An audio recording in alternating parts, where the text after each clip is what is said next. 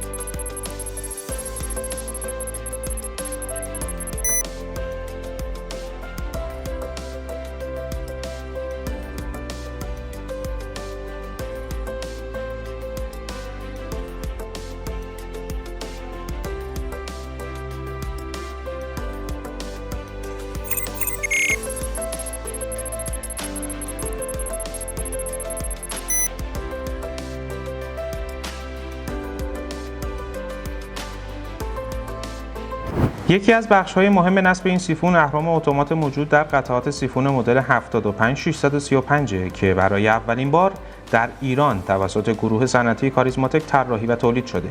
از مهمترین مزیت استفاده از اهرم‌های اتومات در سیفون عدم ارتباط مستقیم کاربر با تفاله‌گیرها برای تخلیه آب‌های موجود در سینک ظرفشویی، به این صورت که در زمان پر شدن لگن سینک ظرفشویی بدون دخالت دست تفاله‌گیر به سمت بالا حرکت می‌کنه و آب به آسونی از خروجی سینک خارج میشه.